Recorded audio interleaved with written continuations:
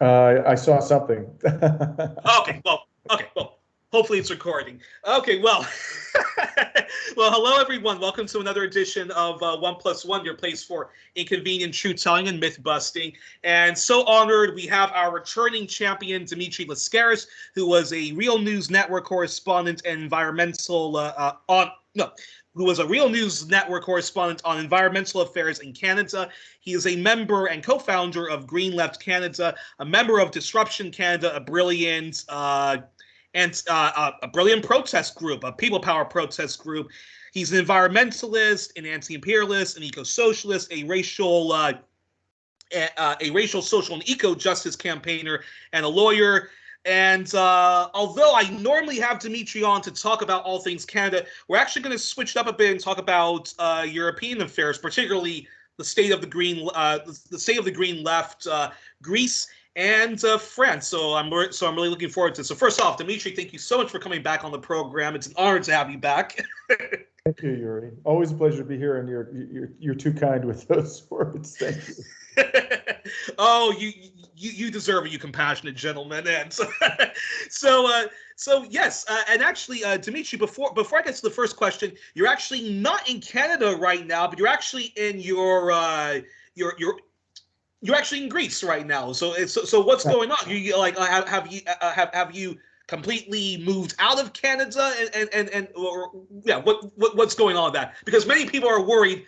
Is Dimitri not going to be part? If Dimitri's not in Canada, who else? Like we need him. Oh, there's lots of people doing good work in Canada. They're just being silenced by the mainstream media, unfortunately. But I've not abandoned Canada. I split my time now between Greece and Canada. My parents were born and raised in Greece. I'm a Greek citizen. And, when I finally found myself in a position to, retire, or at least semi-retire from the practice of law, I had the opportunity to come back in Greece. And so now I have a house in the southern coast of Greece, and I spend about half the year here. Okay, well, in the future, I'm still based in Belgium, so you gotta come. So you gotta come visit here, or even better, I gotta come visit you in Greece. So, as you well know, Youri, it's somewhat warmer here than in Belgium. So, exactly.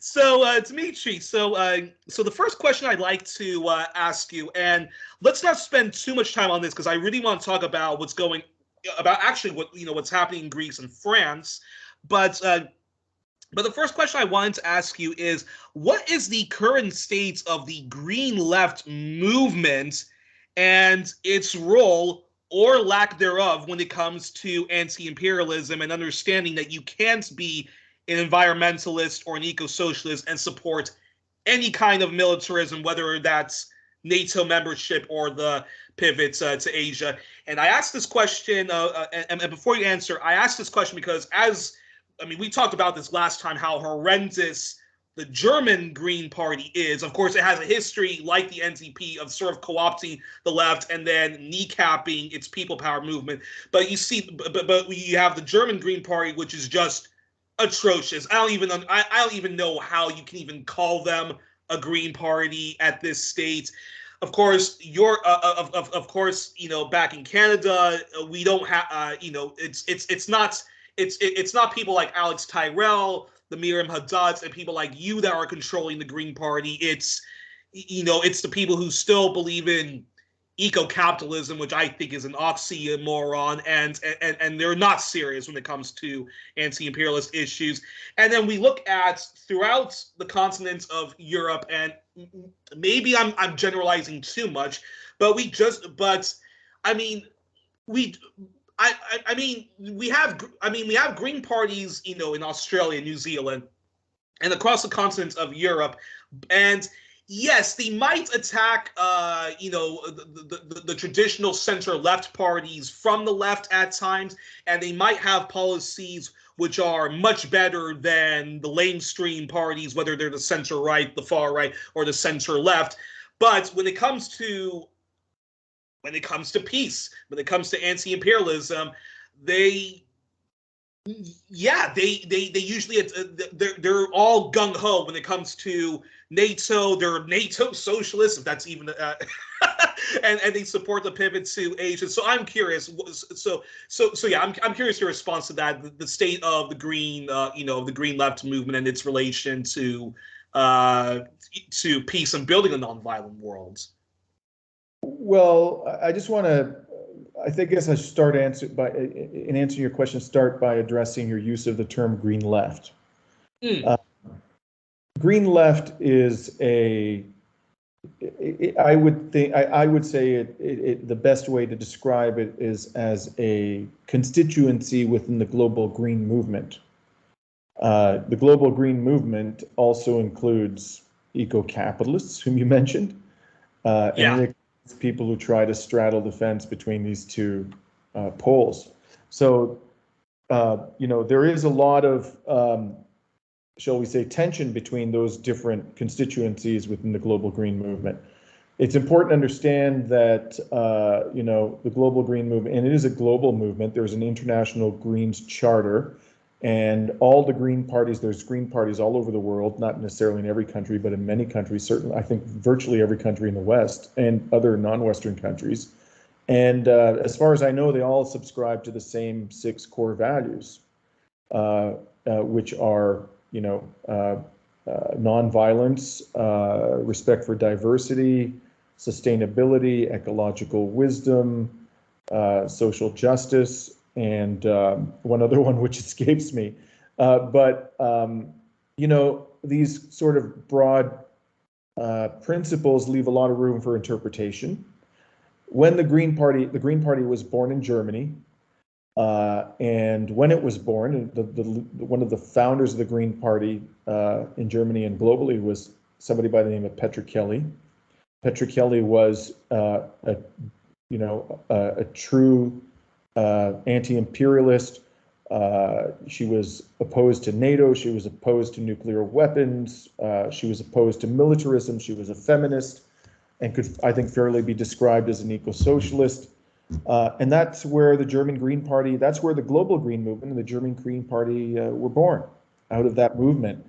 But as we've seen, in not just within the green parties of the world, but also within the social democratic parties of the world, like the Labour Party in Britain, the Socialist Party in France, the Social Democrats in Germany, there has been a concerted attempt by people on the right to co-opt those parties.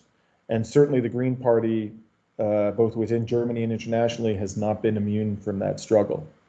And just as we've seen in the Labour parties and the Social Democratic parties of Europe, in the Democratic Party in the United States, the NDP in Canada, by and large, we have lost that struggle, those of us who are on the left wing of these parties. And our parties have been co-opted. And now we see this today in Germany in dramatic form. The German Green Party today is an abomination, to be perfectly blunt about it.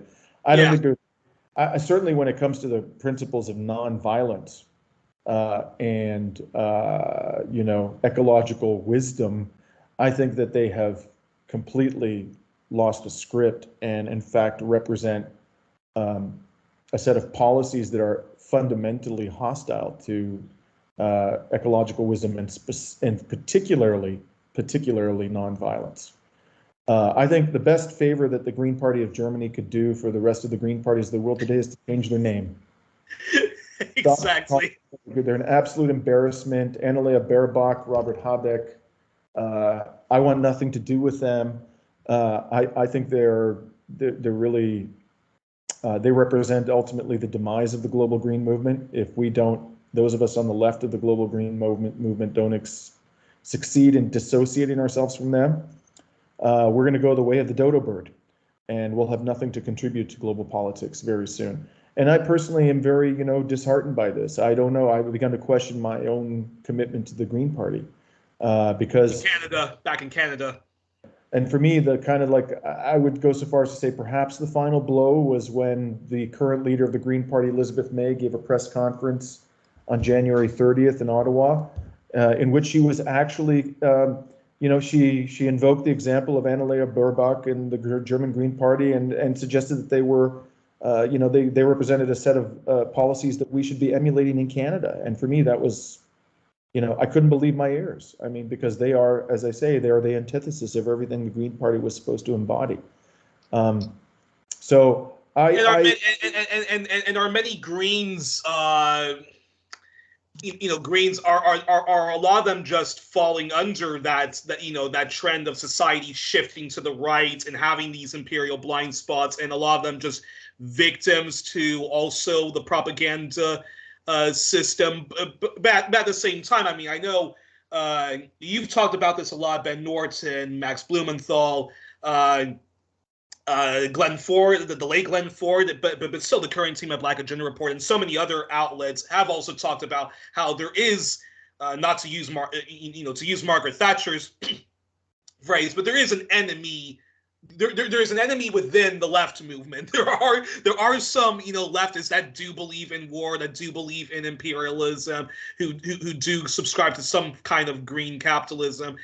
And do you think that just explains why so many of these green parties, however big or small they are, follow the kind the model of the Green Party of Canada, or certainly the Green Party of Germany?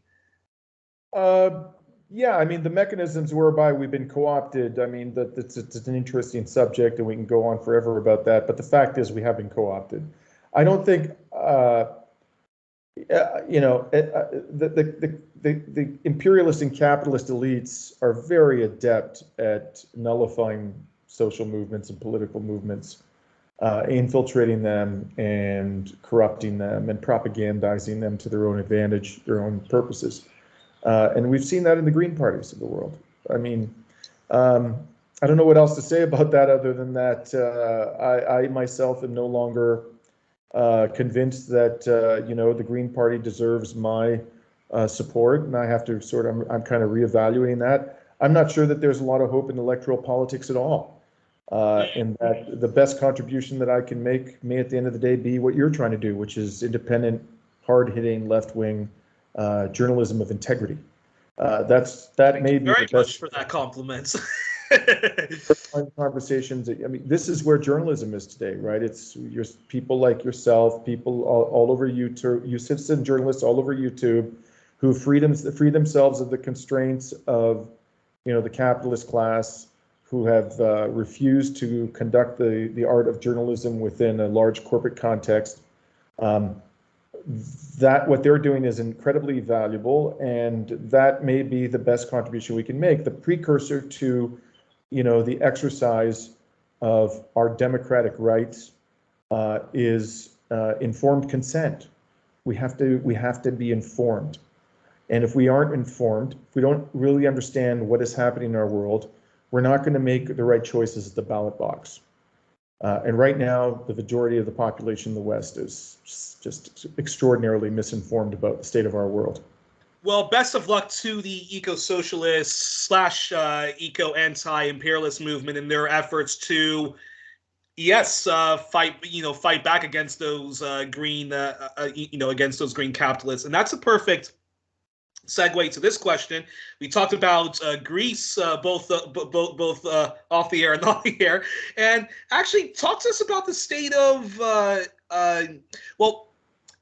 talk to us briefly about the state of Greek affairs, and then talk to us about the state of the Greek left and its anti-war, anti-imperial attitudes and mobilizations against these wars, like the ongoing Ukraine-Russia war and the pivot to Asia. Because now, and I'm curious, is the anti-war, anti-imperialist movement, if there is a big movement in Greece, is it stronger in Greece given the history of Greece when it comes to Greece being a victim of U.S. UK imperialism? And if not, why do you think it's and if the answer is no, why do you think that is? Look, I think relative to most Europeans, Greeks are keenly conscious of the scourge of imperialism and capitalism. I mean, I could go all the way back to the Ottoman occupation, but let's start in the interest of brevity with the Second World War. Let's start there, because just for the interest of time. You know, Greece experienced one of the most brutal Nazi occupations of any country in Europe, and you know, the most effective resistance to the Nazi occupation in Greece were the communists. And when, because of the success, the relative success with which they resisted the Nazis, when Nazis were driven from Greece, the communists were the ones who were best positioned to take power. Now, the British struck a nefarious deal with Stalin at that time, you know, and Stalin essentially ceded to the British sphere of influence Greece, amongst other countries in the south of Europe. Interesting. And what the British then did, once they had sort of carte blanche to impose their will upon the Greeks, is that they fomented a civil war, you know, in order to prevent the rise of communism within Greece. They cobbled together a motley collection of monarchists, Nazi collaborators, and capitalists to wage war against the communist movement. And ultimately, after several years of devastating civil war, the right wing prevailed. And my parents lived through all of that in the south of Greece. They were born in the Depression in Greece. They lived through the Nazi occupation. They lived through the Civil War. In the 1950s, Greece lay in smoking ruins, and that's when they emigrated to Canada, and you know, that's where I was born. Some years after they left in the 1960s, you know, the left, because the left movement was never really crushed in Greece. It still was there. It still was quite vibrant. Yeah. There was, you know, from the perspective of the Americans, who at that point kind of supplanted, you know, the British as the world's preeminent imperialist power. There was a concern that a leftward government would come to Greece in the 1960s. And so what did they do? They orchestrated a coup d'etat, which installed in power a Nazi collaborator from the Second World War by the name of George Papadopoulos, who was a CIA agent and effectively imposed upon Greece's dictatorship for some 6 or 7 years, a brutal repressive dictatorship. And he was overthrown in the 70s. And then, you know, what I would regard as a moderately left-wing government came back into power during the 80s, a party by the name of PASOK. And then we fast forward to, you know, the financial crisis. You know, the sort of the center-right and the center-left traded power up until we get to the financial crisis of 2010. At that point, Greece still had a very vibrant and militant left. And I think that the European elite and the Americans, the IMF, saw in the financial crisis an opportunity to destroy the Greek left once and for all. And that's what they attempted to do. And to be frank about it, they've been quite successful, to be honest. The Greek left is still there. It hasn't given up, but it is, I would say, much less militant today than it has been at any time in the post-World War II period. And sort of the turning point, the really sort of catastrophic event for the Greek left was in 2015 when, you know, Syriza came to power, which many of us hoped, or at least regarded or hoped, was a true party of the radical left. And they put forward a program opposed to the austerity, you know, prescriptions of the European Commission and the European Central Bank and the IMF. And how did the troika of Greece's creditors, the ECB, the Commission, and the IMF respond? They basically told the Greece government that if you don't accept this latest round of austerity measures, which were harsher than any that had been imposed upon Greece up until that time, we're going to crash your financial system. And faced with that dilemma, Syriza, which had only been in power for a few months, decided to hold a referendum whether or not to accept the austerity measures. And despite the threats, I mean, effectively there was an economic gun pointed to the head of the Greek people. Amazingly, the Greek people voted, approximately 2/3 voted against the austerity package being demanded by the troika of Greek creditors. But within 24 hours, Greece's so-called radically left Prime Minister Alexis Tsipras effectively ignored the result of the referendum and decided to impose those austerity measures on Greece nonetheless. So it's been a very difficult time for the left in Greece since then. It was an extremely disheartening experience. But I must tell you, Youri, and sounds like a very all of the things that I'm saying about the Green Party and the Greek left may sound very discouraging. I personally, nonetheless, remain optimistic, and I'm convinced that the revolution will come, that we will overthrow the structures of capitalist and imperialist power in Europe and elsewhere in the world. And that when it happens, it's going to happen with a rapidity that will amaze us. We're just when in our darkest hour, when we think there's no hope left, all of a sudden the house of cards will come crashing down, and we will see before us open up a world of opportunity. I don't know when that moment's going to come. And I hope it happens in my lifetime. And it might. It could happen in my lifetime, but it will come. It's just right now is a particularly difficult moment, I think, for the left in Greece and more broadly for the left in Europe. And in a strange sort of way, this war in Ukraine could be, as tragic and as horrible as it is for the people of Ukraine. It's unspeakably horrible for the people of Ukraine, and has potentially, catastrophic consequences for all of humanity. If we play our cards right, this may be a point at which this may be a catalyst to the destruction of this capitalist and imperialist regime which has been foisted upon us, and an opportunity for us to start to rebuild Europe from the ground up. Two quick follow-ups on Greece is number one is the austerity package, the shock doctrine that was imposed on Greece. Is Greece effectively still under austerity? Because I believe after Syriza was rightly punished, when Syriza was rightly punished, unfortunately, the left was very demoralized, and then I think the New Democracy, which is the traditional center-right party, came back into power. So is Greece still under is still going through endless cycle of austerity and whatnot, and all the misery that comes with austerity? Absolutely. If you look at the minimum wage in Greece, it's not a living wage. It's way below what is necessary to have a decent life. The healthcare system has been eviscerated. A lot of people have been forced, adults, to go back and live with their parents, their pensioner parents, because they can't afford just to pay the basic cost of living. Austerity has not gone anywhere in this country. And despite austerity, I mean, the theory, the bogus theory that we were fed to justify the austerity measures was that it would enable Greece to pay off its debts. Well, Greece's debt to GDP ratio is pretty much as high as it's ever been. And it remains as true today as it was back in 2015, that there's no realistic prospect of Greece ever paying off its debts. The austerity measures, in fact, were not designed to enable Greece to pay off its debts. What would have helped Greece, if there was any prospect of paying off the enormous debt at all, what would have helped Greece to do that was economic growth.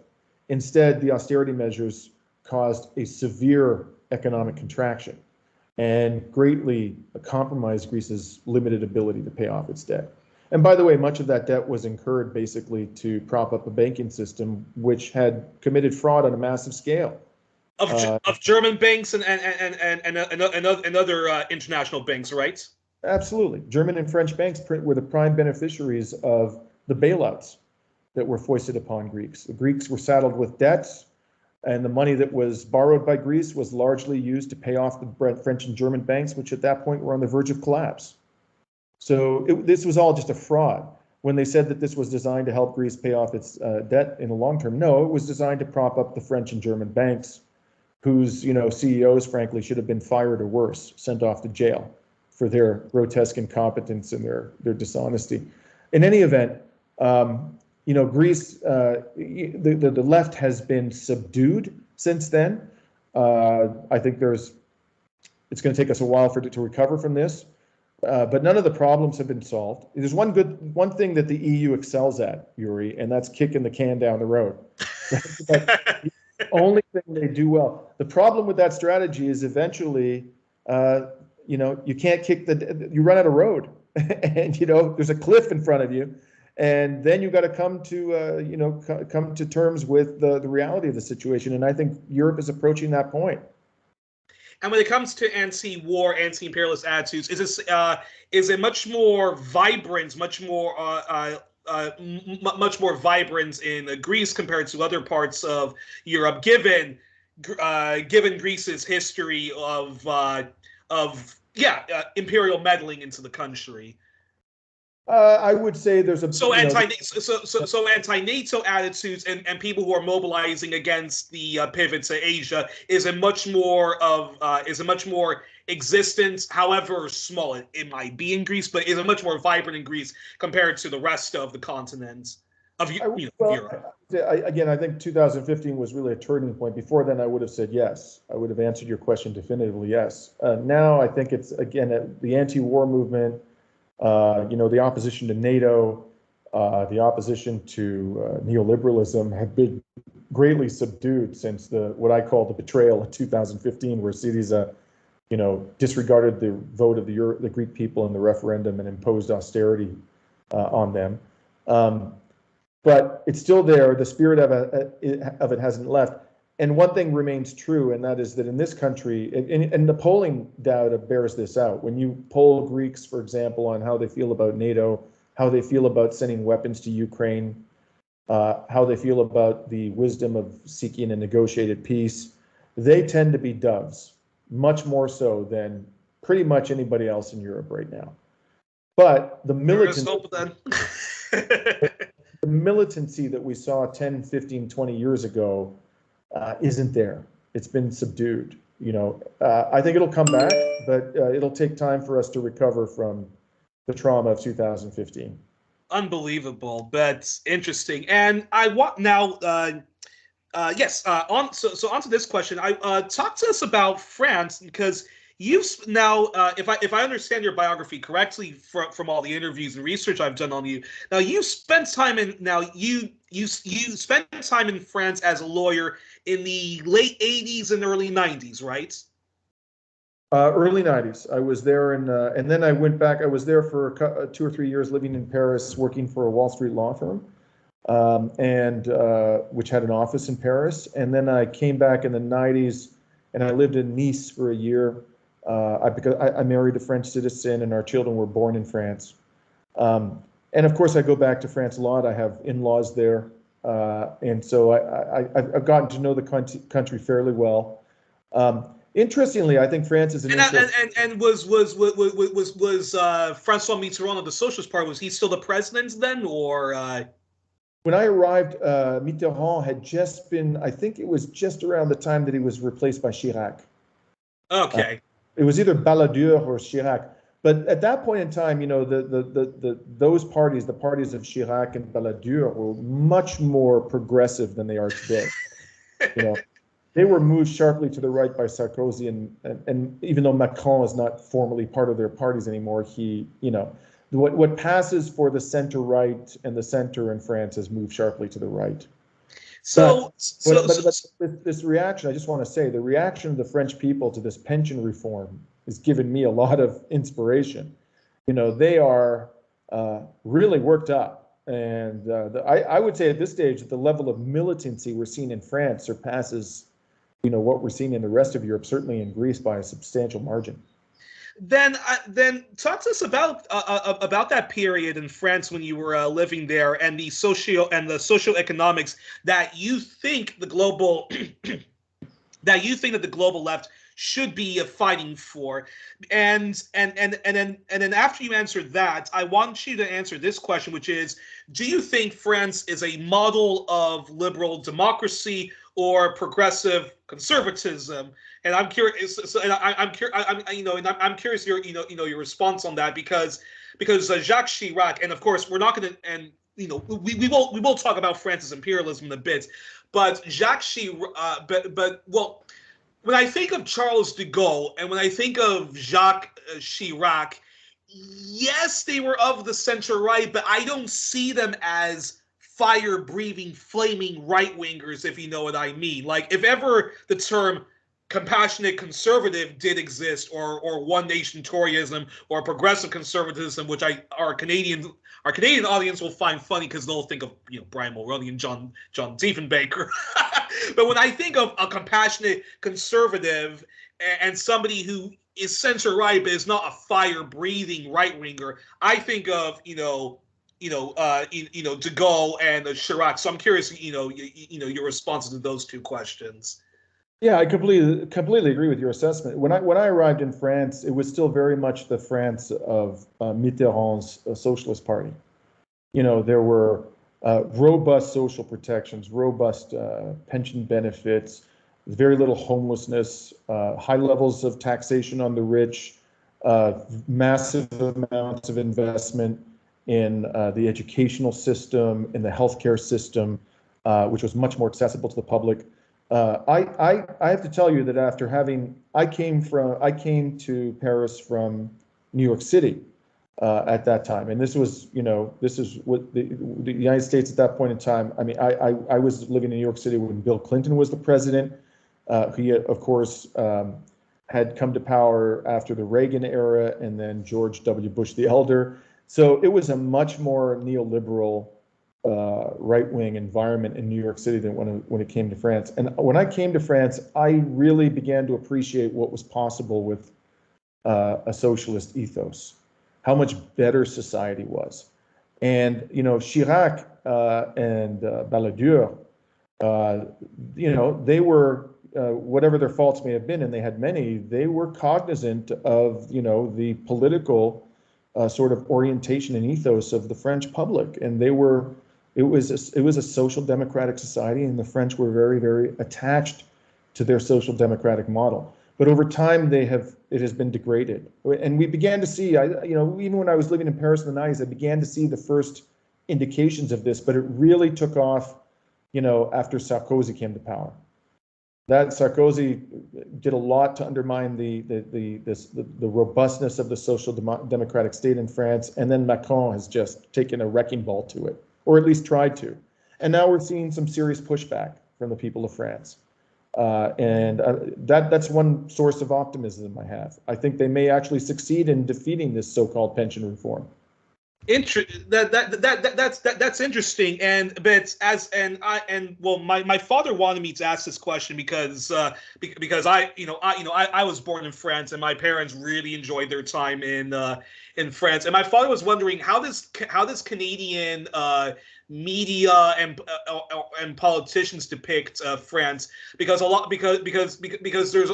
an image of France that they spend way too much on their social programs, and that makes people lazy and stuff like that. And my father was saying, to me, that a lot of German media and politicians and economists, others, from the U.S. often depict France as being way too generous with their social welfare system. And so I'm curious, what's the attitude in Canada?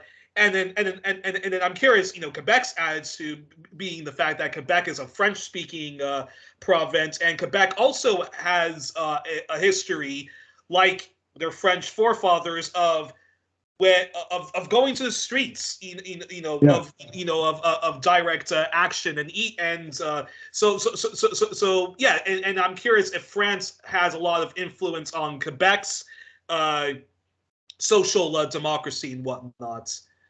And it's a very good question. I think English-speaking Canada, it's important to just as you have done, it's important to distinguish between those two societies. There are two societies in Canada even to this very day.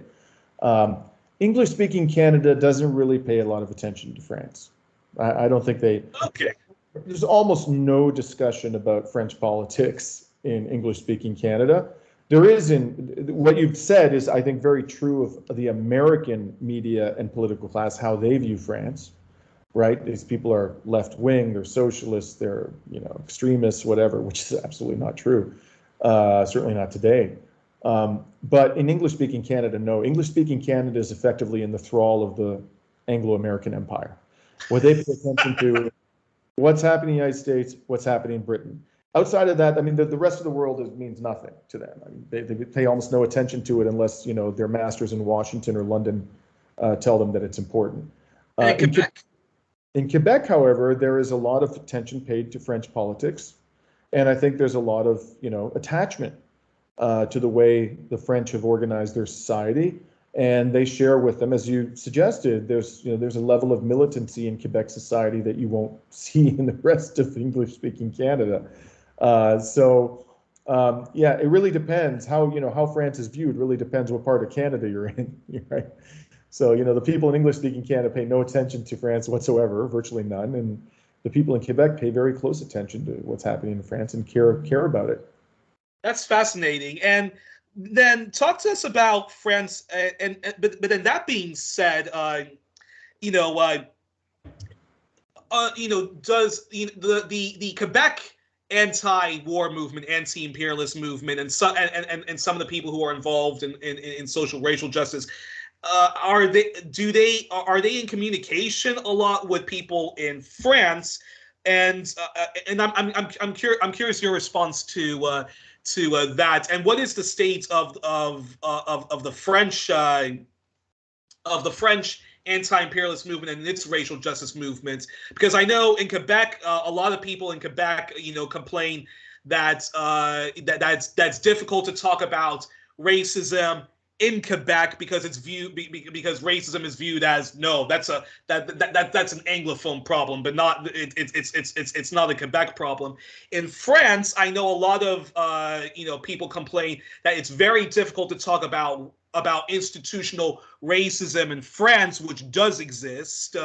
Yes, and I'm curious, is it the same thing when we talk about the anti-war movement in France, and do the two movements ever link up or communicate? They do, but I think yeah, absolutely. I think there's communication, there's a mutual awareness of what's going on, especially from the Quebec side. The French don't pay that much attention to Quebec, but the Quebecers do pay a significant amount of attention to what's happening in France. Of course, there's racism in Quebec, and there is institutional racism in Quebec. First of all, the degree to which there is racism, I think, depends where you are in Quebec. Quebec is not homogenous. So Montreal, which is the second largest city in Canada, it's where I spend half my year, a very, very diverse city. I think, of all the major Canadian cities, it's the one in which there's the least racism. And there's the most militancy in favor of anti-racist politics. Then you get into sort of the more rural areas of Quebec. I think you'll tend to find, significantly higher levels of white supremacy than you would within Montreal itself. And it's really the government that's currently in power there now, the CAQ, which is to Quebec, yeah. the ruling party. It has virtually no support in Montreal. It derives all of its support, virtually all of its support, from outside of Montreal, and it has adopted this law, which is known as Bill 21, which essentially prohibits, people from wearing religious symbols within the civil service or in the public sector. And so there's a perception, and I think this rightly so, that this is really targeting Muslims. I personally, which I think is very similar to what's been going on in France, what I call the liberal bigotry against the French Muslim population, which wants to practice their And in fact, law, Bill 21 was, I think you could fairly say, it was inspired by French reform. We'll call it a reform, la loi sur la laïcité. So that's basically, it's a secularism law. That was the way it was pitched to people. So we want to have and look, I'm a big fan of, the separation of church and state. I'm all for the separation of church and state. But I can't imagine what the harm is in allowing people to wear religious symbols in the workplace. I mean, seriously? I think it would be wonderful to actually see a diversity of religious symbols in the workplace, to see people, Jewish persons wearing a yarmulke and women wearing hijabs and Christians wearing. I'm an atheist, by the way. I won't wear any religious symbol. But I love religious diversity. I think we should have a society which fosters that, and obviously we should also make atheists feel welcome, just as welcome as people who have faith in God, or in if they happen to be polytheists, that's fine too. Whatever floats your boat. So I don't see, a permissive environment for religious symbols in the public service as being inconsistent with the separation of church and state. When it becomes problematic is when the state is trying to shove a particular religion down your throat. Allowing people of different religious faiths to wear symbols of their religious belief in the workplace, a diversity of symbols, that's not shoving some particular religion down the throat of the public. And so this is where the confusion has come in, and I think that the people where there's a sort of latent hostility towards Islam, which is really driving all of this. That's why I'm opposed to Bill 21, and that's one of the ways in which France has influenced Quebec society, I think, in a negative way. Exactly, a negative way. A lot of Islamophobia in France. None of Islamophobia in France. But that's a perfect segue then to this question, which is talk to us about France's real role, real negative role in the world. Because I know you're a student, as all of us media critics are, of Chomsky and Chomsky and Herman. And as a media critic, can you apply Chomsky and Herman's propaganda model to France's corporate state press and even that of Greece? And the reason why I ask this is because it's very difficult, to overcome the propaganda that Canada is a force for good in the world. And I think much of the various European countries also have that problem. I think France gets sometimes, look, I'm glad that France didn't join the war in Iraq, but I think sometimes people give France too much credit, and even the French themselves use that as a shield that, like, yes, we're a force for good in the world, when really, when you look at what France does in Africa, what France does in Haiti, that myth, gets completely demolished. Look, and France still does a lot of what NATO does and so forth. So can you apply then Chomsky and Herman's propaganda model to France's corporate state media? Well, I think you can apply their model to any media ecosystem which is in the hands of the for-profit corporate sector.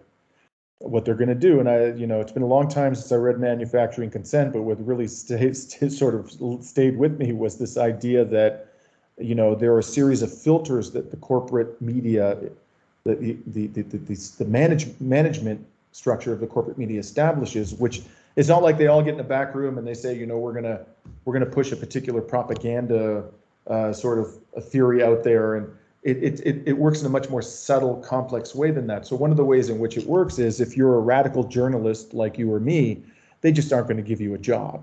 Okay, so that's in France. Yeah, and I had a very interesting debate in France or anywhere where the corporate media are the predominant form of delivering news to the public. This has become internationalized, this system of filtrage, if I could use the French term. So you sort of filter out the radical points of view, and you only allow the public to hear what the corporatocracy wants you to hear. I had a discussion recently with a Canadian journalist, not a French journalist, about this very subject, and he said to me, he worked for Post Media, which is the largest newspaper publisher in Canada, happens to be controlled by a pro-Trump hedge fund based in the United States. How the Canadian government allowed that to happen is an interesting question, another topic altogether. But nonetheless, he said to me, I know how you view the media in this country. He says, but I never feel any pressure not to write stories about the things that I want to write about. And I said, that's because you're ideologically aligned with the ownership of your employer. So, if I were working in first of all, they'd never give me a job. But if they did give me a job, they'd fire my ass so fast my head would spin if I actually started writing the things that I want to write. They'd either censor me or they'd fire me. The only reason why you don't feel pressure to conform is because you are ideologically aligned with them, and that's one of the reasons why they gave you a job. And why they'll never give, me or Youri Smouter a position in their organization. So this system that, Edward Herman and Noam Chomsky described of filtering, the 6 filters, I believe it was, is now pervasive in countries where the media are largely in private hands. France is like that, Canada is like that, the United States is like that. And ultimately, if we want to really be able to inform ourselves, we have to liberate ourselves from the strictures of corporate media. and look outside of the corporate media for the truth, because we're not going to find it there. And is France's media, is it sort of like Canada in this respect? Because I know now, of course, we can criticize how corporate media in Canada and even the CBC covers, socioeconomic affairs. But Yves says, our good friend Yves Engler, he's talked about how there's been many times about how on domestic issues there still is a bit more space where you can criticize the elites, criticize Canadian capitalism and so forth, but that when it comes to when it comes to foreign policy, that's where it becomes the most restrictive and the most censorious. I know Eve has has often talked about that even if Canadian media is biased against our Indigenous brothers and sisters and their grievances, you can now say in Canada that Canada is a settler colonial country founded on racism and genocide, but you can never ever say, politician or otherwise, that Canadian imperialism is for the benefits of corporations and being a partner in crime to the U.S. empire. And is that like that in France? And before you answer that, I'll just give this example. One of my a family member of mine that's based in France, like he was saying to me that in France, the propaganda system works like this. You can watch endless documentaries on different French corporate state media about American racism or America's negative role in the world, but he says that you will not find endless documentaries about France institutional racism against its black people, against its Muslim population, and you will not find, documentaries in France which is very critical of French imperialism. So I'm curious your response to both of those. Well, it's hard for me to comment, right, because I haven't lived in France since the 90s. What I recall when I moved to New York City from France in the 90s, a couple of things really struck me about the French media. The one is they were much more aware about international affairs. Absolutely. Like, I mean, I would turn on the television and they would be talking about some country in Africa that I had never seen a mention of in the American media or the Canadian media. And they'd be giving some report upon the current, and it was like, my God, I was learning so much from watching French state-owned media organizations about what was going on in parts of the world that are never discussed in North America. And the other thing is there was, I think, just decidedly more left-wing orientation of the media. That's what I recall then. What the situation is today, I mean, there's been a lot of evolution in the public discourse in France since I was there. I think the country has changed dramatically and for the worse, as have most Western countries. So I don't know. I can't really comment on it. One thing I will say about I think there's some really sort of practical considerations affecting how the media approaches, certainly in Canada, domestic issues and foreign policy issues. Just sort of basic practical realities. And the main one is that, look, most people in Canada can't afford to travel abroad. And if they do travel abroad, they'll do it rarely, and they'll go to other Western countries. They're not going to go to parts of the world that are troubled. Most people in Canada, so let's take the case of Ukraine, which is obviously the most troubled country in Europe right now, and the focus of so much attention.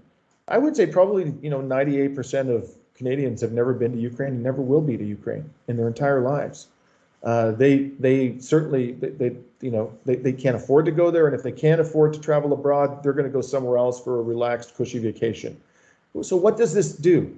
This creates for the media an opportunity to misrepresent the reality of what's happening there, because you'll never actually, they know the vast majority of Canadians will never go there and see with their own eyes what's happening. They'll never go to a country like Ukraine or some country in Africa or some country in the Middle East, which is, being ravaged by Western imperialism, and talk to the people there and hear with their own ears what those people are experiencing, see with their own eyes what is being done to the country. And so this gives them tremendous latitude to lie with complete impunity. That's why there's so much propaganda about foreign policy in Western media, particularly in Canada and the United States, At least in France, I think one of the reasons why France, again, I'm speculating, but my guess is one of the reasons why the French media tend to pay much closer attention to what is going on in Africa, and particularly Northern Africa, is because of the geographical proximity of these countries. It's very easy for somebody from France to take a ship from Marseille to Alger in Algeria, or go visit Tunisia or Morocco. That's a much easier thing for them to do, or somebody to fly from Canada to do that. So this gives the media less latitude to misrepresent what's happening in these, non-Western countries. That's why we see so much dishonesty about foreign policy. They can get away with murder, and they do every day, literally every day. Like what we're being told about Ukraine and the war right now in Canada is you couldn't be further away from the truth. It's just a set of non-stop, bald-faced, audacious lies that almost nobody is questioning or willing to even attempt to question. And a big part of the reason why that happens, and it can happen, is because the vast majority of Canadians never been to Ukraine and never will be. That's interesting, and I think what needs to happen, though, I think it seems as if everywhere we need to stop. I think we need to, we need to, question our history. I like what the phrase Alfred Desai says, that we're swimming in an ocean of lies. We have fake news, we have fake history, fake education, so forth. And I think France is a country that's not immune for that. I know somebody once said to me that they think that the anti-racism movement is much better in the U.S., and even conversations is much better in the U.S. compared to France, where people say, oh, no, that's just that's just an American thing. And so that's why I was asking if you know anything about the state of the anti-war movement and the racial justice movement in France, or has anyone in Quebec been reporting on that, given given that France, you'll find this, a lot of the problems that that we complain about of Canada and the U.S., you can find that also in France. Yeah, I think to the extent you see any coverage about France in Canada right now, it's mostly focused on the pension reform, and because this has gotten, understandably, the French public very worked up. But around the issue of racism in France, which is a very, very serious issue. Police brutality as well, yeah. That gets almost zero coverage in not just the Canadian media, North American media, almost zero coverage. Well, here's hoping. Here's hoping that I think in the end of the day, I think we all need to sort of go back to the drawing board and start to decolonize our mind. But then, sort of in closing, because you're a radical, you're an eco-socialist. I'm definitely also I'm of various far left, schools of thought, and I consider that a compliment, not a, not a denouncement. But what if France? I mean, like, if you were to give a political science class, would you describe France as a liberal, as a model of liberal democracy, but we should still be fighting for more leftism, and that people like de Gaulle and Chirac, that's that they're that rare breed of like progressive conservatism or compassionate conservatism? I'm curious your thoughts on that. I think that France is one of the, how shall I put this? It is one of the most aggressive states in terms of today. I'm talking about the current reality, in promoting, a neoliberal dogma and imposing neoliberal policies upon the population. Some of the vestiges of the socialist France of the François Mitterrand era are still there. They've survived because they're so popular, because they're so deeply embedded in, in French society. And, this pension reform, I think, is a really sort of powerful example of that. How, compared to most other countries, France's pension laws are extremely favorable, right? But that's only because the pension laws in so many other countries have been degraded aggressively over time. The French have fought tooth and nail to keep many of the benefits that the era of socialism under the Mitterrand Socialist Party, developed for the French people. I mean, I often talk to my wife, who was born and raised in the France of François Mitterrand, and she speaks very affectionately about it. She tells me some of the things, the advantages they had as kids growing up that are unthinkable today. So France is For unfortunately, example, for example. like, everything was free. All the social benefits were free. The education was free. Music lessons were free. The healthcare system, everything was free. You could easily get access to a doctor on short notice who would give you, care of the highest caliber. The streets were cleaner. There was far less homelessness. There was much more militancy in the society, and that was accepted. That was considered a wonderful thing. There was a much more discussion in the public discourse about oppression, about the impacts of imperialistic foreign policy on the developing world. Just a broad range. She speaks very affectionately, and then when I hear her talking about that, I think, wow, what a wonderful country France used to be. Even when I was living there in the 90s, I mean, it was a much more impressive society. So I think France, like all Western countries, has become increasingly neoliberal, and I think it bears little, and frankly, it's become much more Americanized than it used to be. Like, American culture is now pervasive. What we call culture, it's not really culture, it's propaganda masquerading as culture, is now pervasive in France. When I was there, it was like you'd see people, farmers and ordinary citizens, would be protesting about a McDonald's opening up. Now because they wanted to protect French cuisine and the art of, of French cuisine, and all sorts of things like that, which now have just sort of been overwhelmed by, Americanized institutions and neoliberal dogma, and I'm hoping that this fight over, I think the fact that Macron's party did not manage to secure a majority in the last election is a positive sign. That's opened up a space for effective resistance, amongst the French populace to the neoliberal agenda. And I'm hoping that, if they can defeat this pension reform, that will be a stepping stone to, turning back the tide of neoliberalism in France. But it's definitely been heading in the wrong direction ever since, the time that Sarkozy came to power. And what can and a lot of times the left in the U.S. and elsewhere, it gets very disoriented, and there's always the question, what can we do, what should we do, what's in terms of what in terms of France do you think the global left, mostly the Western left, could learn from France when it comes to protesting like hell and fighting like hell? That even if, heaven forbid, some neoliberal voodoo economic policy gets passed, we at least have to put up a goddamn fight and not just let it happen. So what of the French left militancy do you think Canada, the UK, the US, and elsewhere can learn from France? Well, I draw a distinction between disruptive protest and polite protest. Polite protest, in my opinion, is absolutely useless.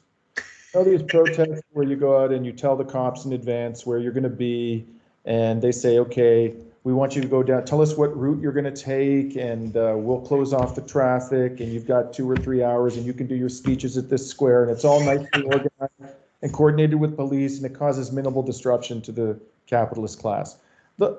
I hate to say this, and I know people are going to disagree with me, but I think those types of protests, and I participated in many of them, far too many to recount, are absolutely useless. The elites just don't care. They don't care. In fact, they like those protests because those protests allow them to propagate the myth that there is, free speech in our society and political diversity. The protests that we should be engaging in are the ones that cause disruption, economic disruption, general strikes, shutting down large sectors of major cities, shutting down industries. One of as you probably know, Youri, one of my favorite forms of protest is when some loudmouth hack of a politician is standing in front of a microphone spewing out lies. Break. Interrupt them and to shower them with truth bombs. and embarrass them and humiliate them. I think we need to get to the point where every time a politician, a political candidate, or a sitting office holder gets in front of a microphone, that they're actually afraid to speak, because they're thinking, who is going to stand up and embarrass me today? Who's going to call me out on my bullshit lies today? They have to have, not talking about violence. I'm not talking about that. I'm talking about humiliation, about being exposed as liars. They have to have the fear of that in them every time they take to a podium and try to address the public. Disruption and I think this is one of the lessons that I learned from, my time in France back in the 1990s, my time in Greece during the opposition to austerity. Disruptive protest is the only effective form of protest. Polite protest is useless, absolutely useless. You have to hurt them in the pocketbook. You have to hurt them reputationally. If you aren't going to put the hurt on them, you may as well stay home. Exactly. Well, I think that's probably a very good place to end our conversation. I could talk to you for hours, but I want to be respectful of your time. But we're gonna definitely. But no, this is definitely a very good conversation. I definitely want to explore more France and so forth. And of course, if you know any French leftists that would like to come on the program to myth bust France when it comes to institutional racism and France's role in imperialism. Open invite to all of them. And I want to suggest people also should check out the work of Yasser Louatsi, who has been on Democracy Now!, The Real News several times. And I'm going to make sure that link to his work in case people want some French myth busting. But until then, we were joined on this edition of 1+1 with one of my favorite peoples, Dimitri Lascaris, independent journalist, former Real News correspondent on environmental affairs in Canada, member and co-founder of Green Left Canada, a member of Disruption Canada, environmentalist, anti-imperialist, social equal justice campaigner and lawyer. And also, yes, he was also, how can we forget? He was also a former Green Party leadership candidate, and he almost won. In that one, in that wonderful campaign. And so, Dimitri, thank you so much for joining us today, and looking forward to having you back on in the future. Thank you, Youri. Nice talking to you.